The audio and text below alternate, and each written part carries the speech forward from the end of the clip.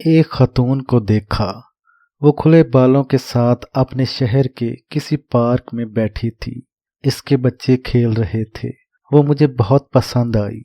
میرے جی میں آیا کہ اس کے ساتھ برائی کروں، لیکن پھر سوچا یہ تو میں بارہا کر چکا ہوں۔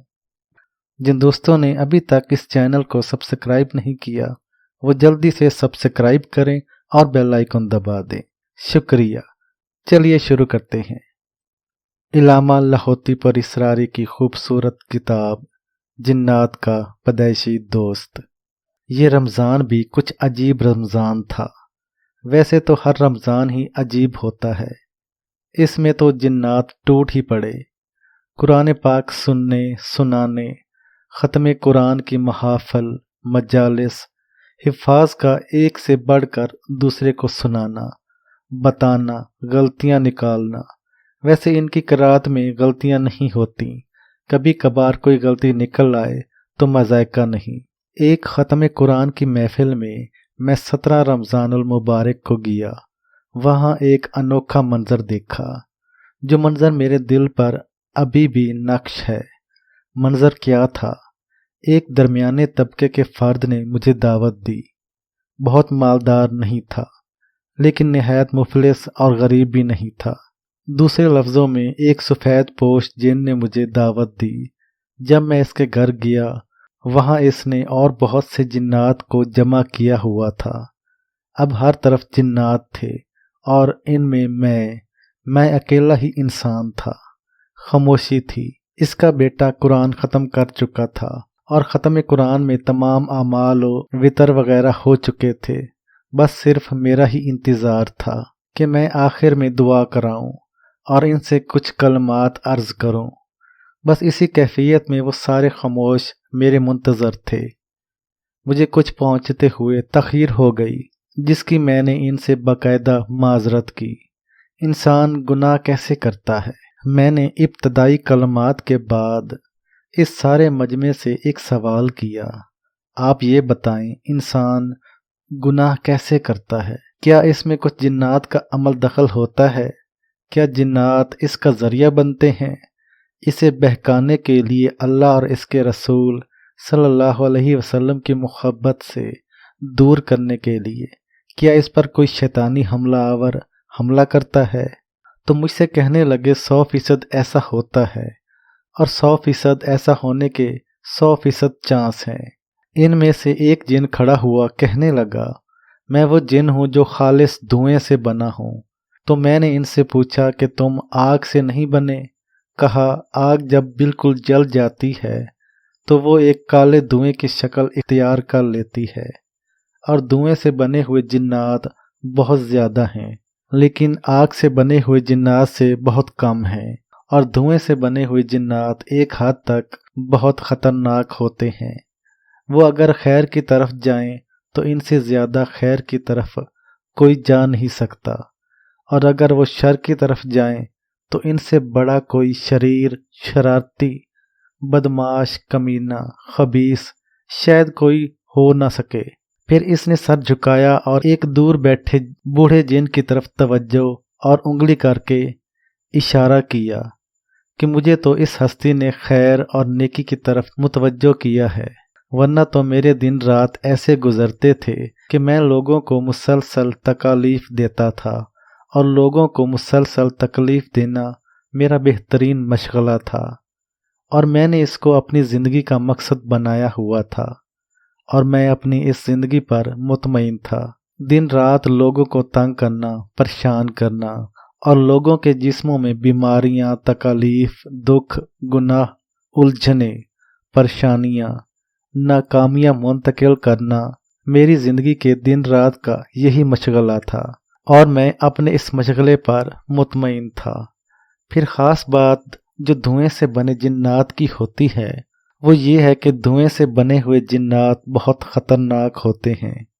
یہ اگر کسی کو ہاتھ لگا لیں یا چھو بھی لیں، یا ان کے جسم کا کچھ حصہ کسی کے جسم کو لگ جائے، حتیٰ کہ جنات بھی ہم دھوئیں سے بنے جنات سے ڈرتے ہیں، کیونکہ ہم کالے جنات ہوتے ہیں اور بہت خطرناک ہوتے ہیں۔ اور ہمارا خوف اور ڈر اکثر اسی طرح خطرناک ہوتا ہے کہ جس طرح انسان بچھو اور سانپ سے ڈرتا ہے، اور بچھو اور سانپ کی وجہ سے جسم اکثر متاثر ہوتے ہیں یا بیماری یا موت کے منہ میں چلے جاتے ہیں۔ کتنے لوگ ایسے تھے جو صحت مند تھے، مجھے ان کی صحت پر رشک آتا تھا۔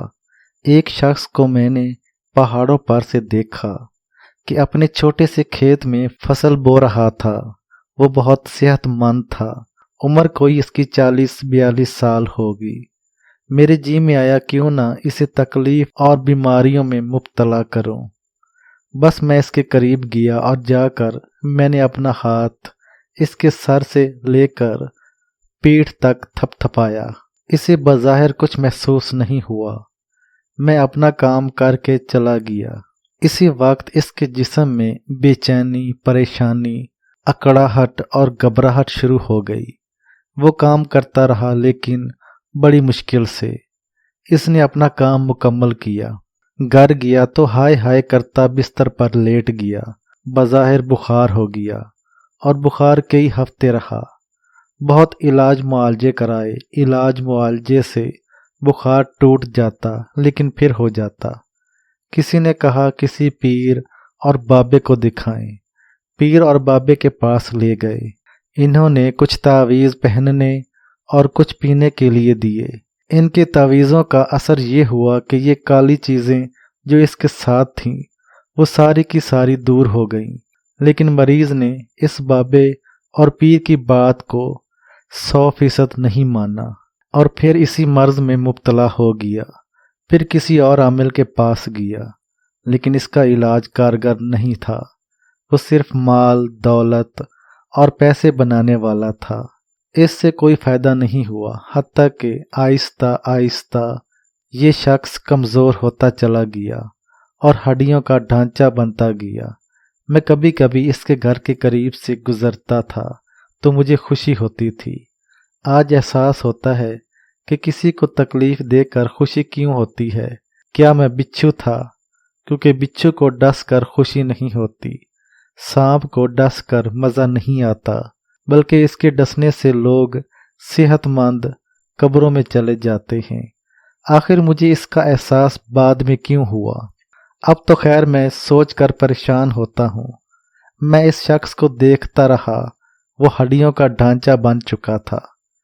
کوئی علاج معالجہ اس پر کارگر نہیں ہو رہا تھا، حالانکہ اس پیر بابے کے کلام سے اس کو فائدہ ہوا تھا۔ وہ اس نے کرنا چھوڑ دیا، اس نے غفلت کی تھی۔ آخر کار پورے 27 ماہ بعد تکلیف اور بیماری میں مبتلا ہو کر وہ شخص مر گیا۔ جس وقت اس کا جنازہ اٹھا اس کا جسم ہڈیوں کا ڈھانچہ تھا، گوشت نہیں تھا۔ وہ ایک مردہ لاش سے بھی آخری حالت میں تھا۔ مجھے بہت خوشی ہوئی، قبر پر گیا، دفن ہوتا دیکھا، مجھے انوکھی راحت ہوئی۔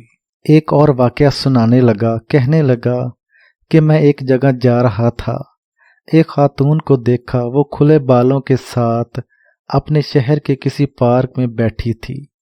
اس کے بچے کھیل رہے تھے، وہ مجھے بہت پسند آئی۔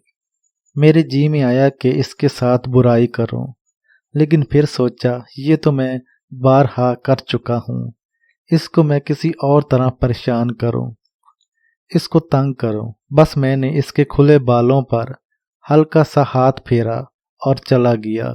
اس خاتون کو فوری طور پر کچھ محسوس نہ ہوا اور اس کا جسم کسی بیماری میں مبتلا نہ ہوا، لیکن اسی وقت اس کو اپنے بچوں پر غصہ آنا شروع ہوا۔ حالانکہ بچے تو شرارتیں پہلے بھی کر رہے تھے اور کھیل رہے تھے اور اب بھی کھیل رہے تھے، لیکن اس نے بچوں کے ساتھ چیخنا چلانا شروع کر دیا، انہیں جھڑکنا شروع کر دیا۔ اسے اتنا غصہ آ رہا تھا کہ ہر آتا جاتا اس کی چیخو پکار کو دیکھ رہا تھا اور ناگواری محسوس کر رہا تھا۔ پھر اچانک بچوں کو لے کر پارک سے باہر آئی، بچوں کو گاڑی میں ڈالا اور اسی غصے اور جھنجھلاہٹ میں اس نے گاڑی تیز چلائی۔ غصہ اور جھنجھلاہٹ کی وجہ سے اس کی تیز گاڑی فٹ پاتھ سے ٹکرائی اور گاڑی کا اگلا حصہ بری طرح ٹوٹ گیا۔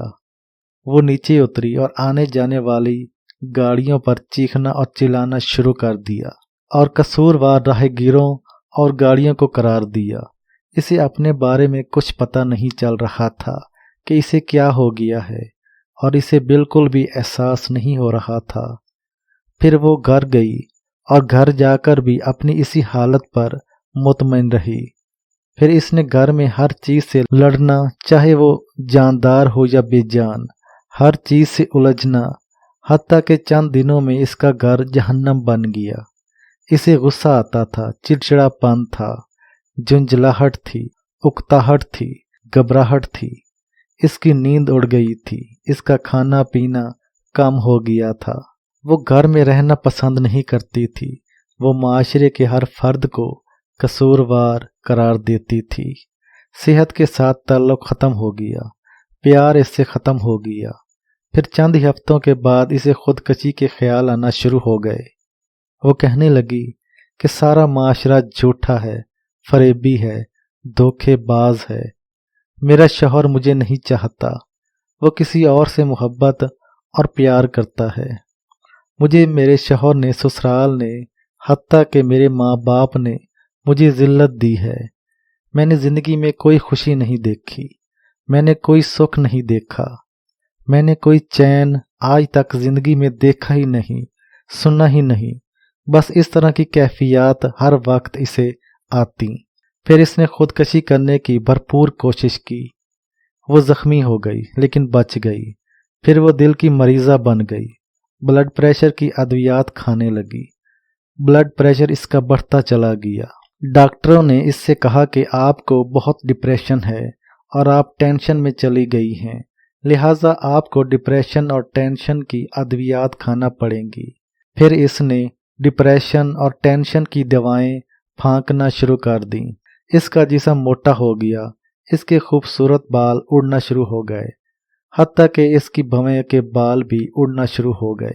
बच्चों पर तवज्जो ख़त्म हो गई। डांट डपट की वजह से बच्चों के इखलाक बुरे हो गए।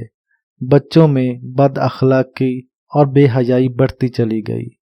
ये तबीयत और मिजाज इसका बढ़ते बढ़ते हत्ता कि इसका बड़ा बेटा, जिसकी उम्र 16 साल थी, इसने नशा करना शुरू कर दिया। इसे सुकून की तलाश थी, इसे ममता का सुकून न मिला। वो कभी कभी सोचता था इसकी माँ को क्या हो गया। हत्ता कि माँ जो मोहब्बत करती थी, डांटती नहीं थी, प्यार से पेश आती थी। मोहब्बतें और उल्फतें इस माँ के आंगन में हमेशा रहती थीं। इस माँ ने इसे बड़ी चाहत से पाला, बड़ी चाहत से झूले में लोरियां दी। आखिर इस माँ को हो ही क्या गया। इसके दिन रात बदल गए, इसकी सुबह शामें बदल गईं, इसके लम्हे बदल गए। माँ खुद बीमारियों में मुब्तला होने लगी। इसकी शौहर से तवज्जो हट गई। वो हर किसी से लड़ती थी, हर किसी से उलझती थी। हत्ता कि शॉपिंग करने जाती तो लोग इसके रवैये पर चौंक उठते और कुछ लोग तो कह उठते, मैडम आपको क्या हो गया, आप तो सेहतमंद थीं, आप तो ऐसा नहीं बोलती थीं। ठेले वाले, सब्जी वाले, फल वाले कहते, बाजी आपको क्या हो गया, आपकी जिंदगी में ऐसा क्यों है, आप बहुत तलख हो गईं। जो इसे टोकता इसी को बुरा भला कहना शुरू कर देती। लोग इससे जुदा हो गए, लोग इससे दूर से दूर होते चले गए और वो तन्हा हो गई। ये बात कहते हुए इस काले जिन ने ठंडी आह भरी और फिर बोला कि दरअसल बात यह है कि हमारा जादू और हमारा तिलिस्माती असर होता ही ऐसा है कि आंखें बंद हो जाती हैं, सोचें ख़त्म हो जाती हैं, दिमाग पर ताले लग जाते हैं, अक्ल माऊफ और इंसान पागल हो जाता है। वो अपने आप को सबसे ज़्यादा अक्लमंद और सबसे ज़्यादा सेहतमंद समझता है। इसे अपने अलावा हर बंदा बेवकूफ़ नज़र आता है। इसकी ज़िंदगी में बस एक ही चीज़ होती है कि मैं ही सच्चा हूँ और मैं ही सबसे ज़्यादा अक्लमंद हूँ और मेरे अलावा बाकी सब बेवकूफ़ और अहमक हैं। मैं दियानतदार हूँ। क़ारीन, ये बात मैं सुन रहा था, बल्कि ये सारी बातें धुएं से बने जिन से सुन रहा था और मैं हैरान था कि काले और खबीस जिन्नात हमारी ज़िंदगियों में किस तरह की परेशानियां बांटते हैं। हम परेशानियों की असल को नहीं देखते, بلکہ پریشانیوں کو ہم علاج معالجے کے ذریعے حل کرنے کی کوشش کرتے ہیں۔ میں علاج معالجے کا قائل ہوں، میں علاج معالجے کو غلط نہیں سمجھتا، لیکن آپ سوچ نہیں سکتے اصل چیز جس کی وجہ سے انسان کی زندگی خطرناک سے خطرناک ہوتی جاتی ہے وہ جناتی، شیطانی اور خاص طور پر کالے آگ کے بگڑے ہوئے دھوئیں سے بنے ہوئے شیطان ہیں، یعنی جنات ہیں، جو انسان کی زندگی کو خطرناک حد تک تلخ کر دیتے ہیں۔ وہ جن پھر بولا اور کہنے لگا کہ حتیٰ کہ وہ سارا گھر برباد ہو گیا، ایک عورت کی وجہ سے سارا گھر تلخیوں، پریشانیوں میں مبتلا ہو گیا۔ کچھ عرصے کے بعد اس کے شوہر کو شوگر ہو گئی اور اس کا شوہر بلڈ پریشر میں مبتلا ہو گیا، اور اس کی زندگی میں بس کانٹے ہی کانٹے تھے، اور یوں میں نے اس گھر کو تباہ و برباد اور ذلیل ہوتے دیکھا۔ اور پھر ساری بنیادی وجہ میں تھا، بس میں نے اس کو اپنا شیطانی ہاتھ لگایا تھا، اور شیطانی ہاتھ سے وہ سب کچھ یعنی سکون، چین، راحت، رحمت، برکت، خوشیاں، خیریں اس کی زندگی سے ختم ہو گئیں، اور ایسے ختم ہوئیں کہ جیسے آج تک انہیں کچھ ملا ہی نہیں۔ مجھ سے مخاطب ہو کر وہ کالا جن کہنے لگا، آپ نے یہ سوال کیا ہے کیا ہماری زندگی کے گناہوں میں یعنی انسانوں کی زندگی کے گناہوں میں جنات کا دخل بھی ہوتا ہے؟ تو کہنے لگا یقیناً ہوتا ہے، جنات کا دخل اتنا زیادہ ہوتا ہے کہ آپ گمان نہیں کر سکتے۔ پھر اس کی مثال دی۔ اس مثال میں کہنے لگا کہ میرے گھر کے قریب انسان بہت زیادہ رہتے ہیں، ہم جنات بھی رہتے ہیں، ایک بوڑھی خاتون جس کے پوتے اور پوتیاں ہیں۔ میرے دل میں اچانک ایک خیال آیا، کیونکہ میں دن رات شرارتیں سوچتا تھا، شر سوچتا تھا، خیر کبھی میرے قریب نہیں آئی تھی، دن رات بدی اور بدکاری سوچتا تھا، نیکی کو آج تک میں نے سونگا اور سوچا بھی نہیں۔ مجھے خیال آیا کہ کیوں نہ اس نیک خاتون کو میں گناہوں اور برائیوں میں مبتلا کروں۔ میں جانتا تھا وہ تہجد گزار، نماز پڑھنے والی، تسبیح اور صدقہ دینے والی، ہر وقت اللہ اللہ کرنے والی، نظروں میں حیا، بولوں میں پاکیزگی، طبیعت میں سچائی، خیال اور گمان میں ہر وقت خیال اور گمان میں ہر وقت خوف خدا، اور یہی چیز اس نے اپنی نسلوں میں منتقل کی۔